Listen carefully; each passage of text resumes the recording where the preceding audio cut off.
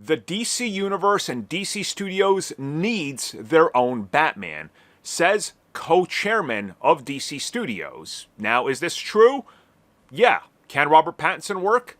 Yeah. But let's hear about why they need their own Batman in Brave and the Bold and why they don't want to use somebody that's already been established.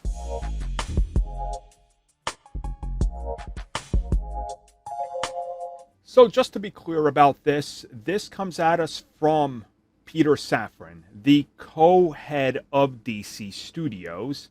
And well, you know, he's probably a guy we can trust, a guy in the know that understands what's going on, and obviously he's building out his own universe and has built out multiple universes under WB or contributed to them in major ways.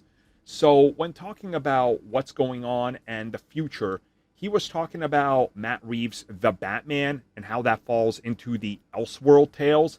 And then he was also talking about a different direction for Batman Brave and the Bold. And he says he really wants there to be a clear divide between what Matt Reeves is doing with The Batman and The Batman Part 2 and what they're doing with theirs. Hence why they're getting the Elseworld branding, and his style of film, tone, and setting is completely different than what the DC universe is. And then he said, and I quote, "Obviously, we need a Batman in the DCU. And so we're developing ours as well. Even though Matt's movie is under our tenant and part of DC, we'll do Batman Part 2. Hopefully when Matt is ready, which is what we're waiting for. And then we'll do our Batman and Robin story. The Batman Brave and the Bold."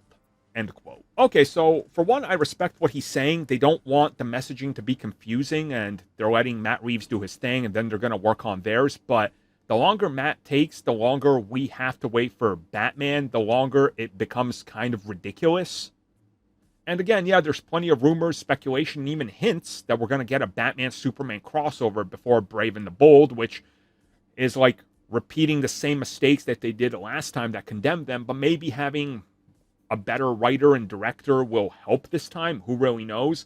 What mostly interests me about this is how he's talking about it, saying, no, we need it. It almost feels like they don't want anybody to even keep asking or demanding that they just make Pattinson and jump forward with it. Because many people now just want it, you know? It's like, just do it. At this point, you're not too far into the universe. You can still pull it off. And I'm on that side, you know?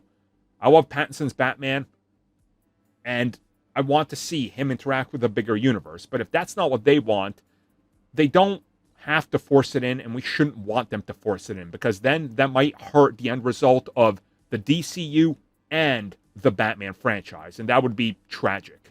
Thank you for checking out that video, and thank you for your continued support. Feel free to like, share, subscribe, do whatever you will, and if you're so inclined and would like some additional content from us, which includes unfiltered content and bonus discussions, we do offer exclusively in our member section. We hope to see you there. So thank you for watching, and have a good one.